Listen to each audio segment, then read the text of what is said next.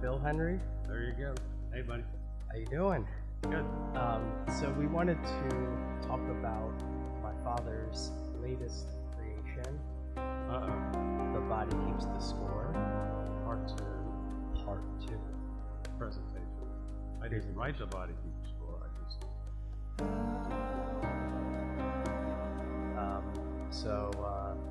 Don't sue us. But now, so this is my father. He is a professor at Palm Beach Atlantic University. Both of us have been in the psych field.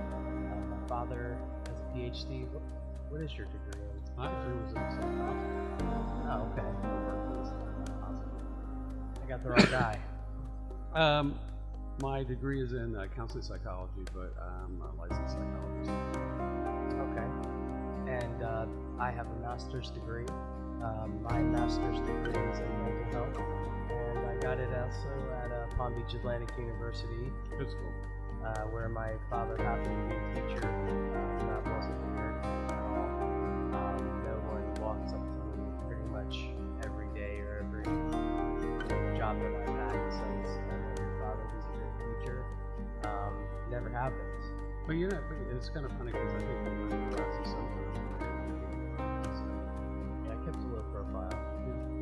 But yeah, literally just happened to decide.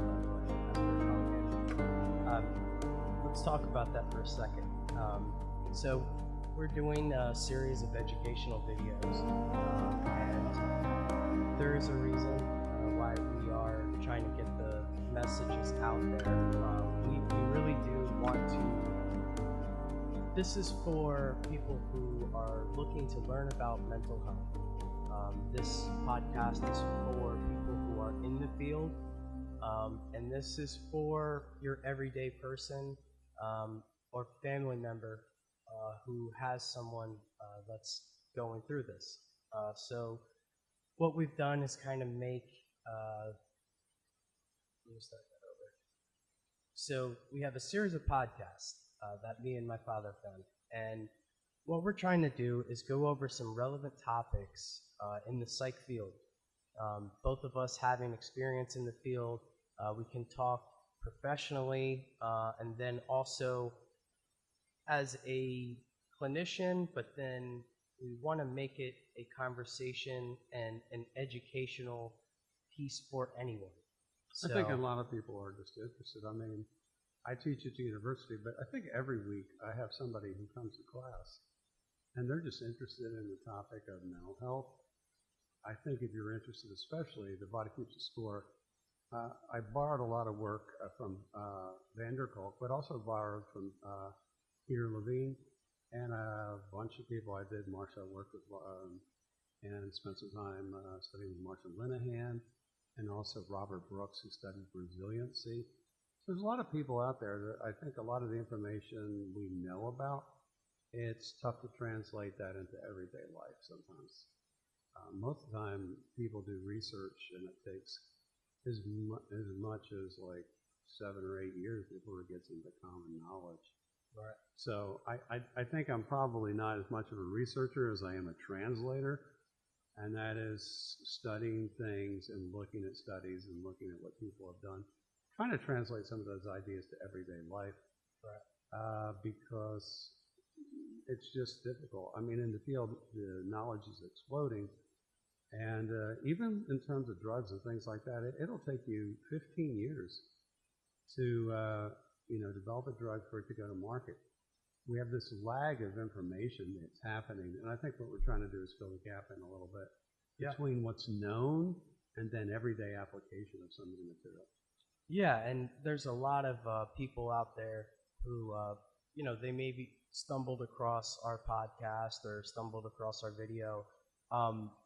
One thing that we try to do is we try to look at it from every single perspective, because there's a lot of people who are interested in psychology. I think for me personally, psychology, I think everyone should have to study. To be a good businessman, to be a good manager, to be a good owner, just to understand people. I really think, and I really believe this, that everybody should have some form of education of psychology. Well, that's why I got interested in psychology. I was actually interested enough a biblical languages major or minor, I can't remember, back in the dark That ages. sounds fun.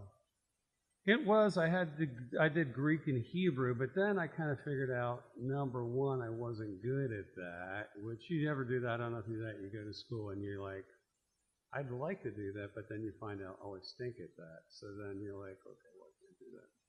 And then secondly, I was just sort of interested in psychology, so I kept taking psychology courses.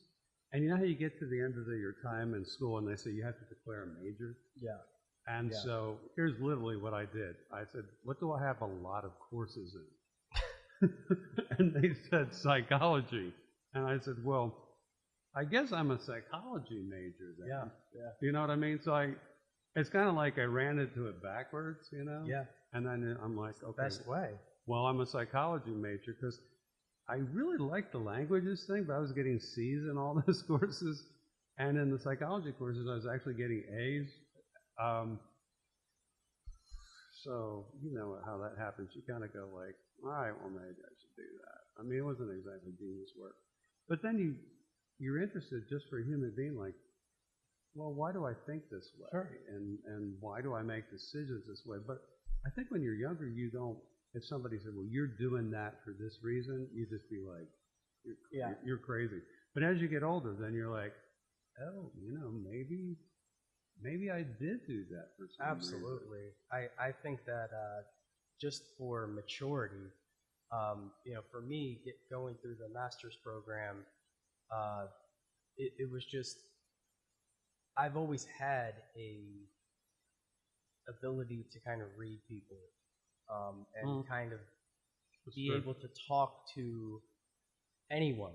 I mean, like I just, you know, from very young age, like people would come to me with problems, like friends' parents, you know, would talk when I'm 12, 13, and they vent to me about, you know, their husband who's an alcoholic or like something. But That's sort of inappropriate. Get it. It's sort of inappropriate. Incredibly inappropriate. If I went through the list of things that, you know, people have trusted me with, I mean, it would be pretty insane. But yeah, just being able to understand why. Like just from a very early age, I understood why. That like That's interesting. why somebody did something. It wasn't, well, you know, I was punished because I did this. I'm thinking, well, you know, maybe my teacher had a bad day yesterday, you know, she's eating cookies and she does that whenever she's depressed. So this is how like, you know, you're thinking that and when you were young, you probably don't remember this. Oh, that's God calling. Well, maybe he'll leave us a message.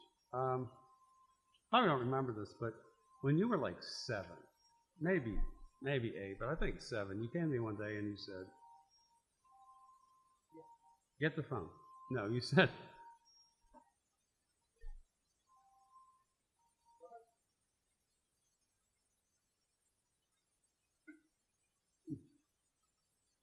Start that over again? well, I remember when you were like 7 or so. Yeah. And you came to me and you said, why do I have to go to school? Yeah.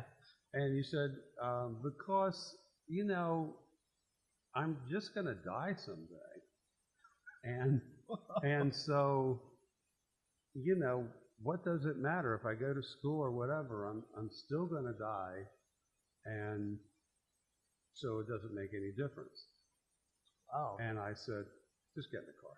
I Yeah. mean, I was just like, crud, man. Because I used to Good always argument. ask those questions about like why am I here in the universe, and questions about behavior and things. But I remember a minister, and he said that you should never be a wire, you know. And I was thinking to myself when he said that, my gosh, that's all I do. So I must not. But you know, you ask the question like, why does this happen, or why does that happen, or why do I do this, or you're trying to figure out the way that the world works in some way. And so I think we're talking about psychology. Psychology looks at people's behaviors and it basically says, like, when somebody does something, right? Why? And, they studied fish. This is one of the guys, I think his name was Bates or Bateson, and anyway, he studied fish, and they would study like a whole school of fish. You ever see them in the tank? They swim together, or swim at school. School, yeah. What he was interested in is, you ever see there's like one weird fish that's at the bottom, and it's just staring at the bottom of the tank? Yeah. And so he's like, why is that one fish down there? All these fish are in schools, and that one fish is down there. What's up with that fish? Yeah. Or if you take a group of animals and you separate them individually, they do different stuff, but if you put them together, they act differently as a group. Yeah.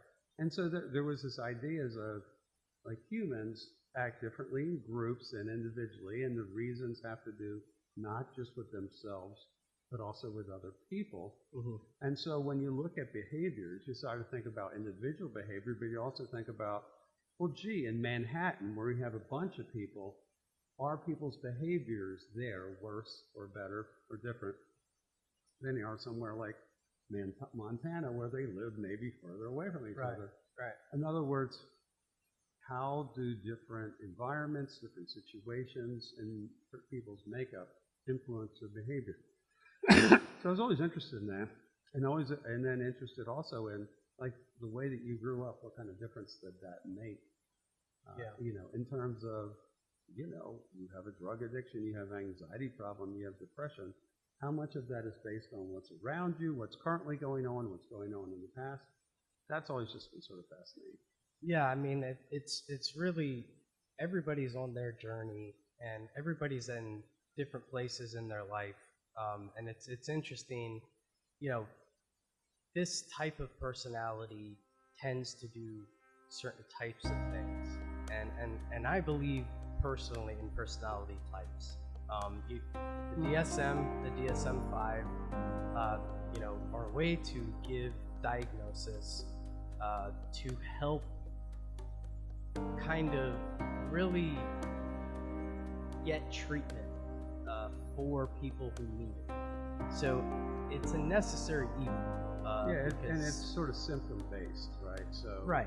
So if you have these behaviors and these symptoms, then we label you with this problem. We do the medical model because what we did is we came up with the word diabetes, right? And connected it with a particular set of symptoms. Right. And we know that if you have diabetes, then you have these symptoms. It's very helpful in treating different things, because if you get to name it, you also sort of get to treatment. The problem is when you get to some other things that are more complicated. Yeah. Personality. And I almost did a dissertation in the Myers-Briggs personality, which I kind of like, just because it's usable. I don't think it's perfect, but it's usable. I never really understood my wife until I figured out that she was probably the opposite personality. And when you find that out, you think of, like, oh, I've been trying to make them into me. She's been trying to make me into her. That when you look at the personality differences, you're kind of like, oh, okay.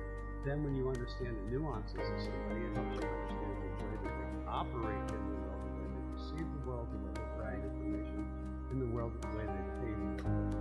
Lots of ways to split that out. But the one thing that some of the personality thing it does is it gives you a little bit of a different glimpse of, oh, this person is not me.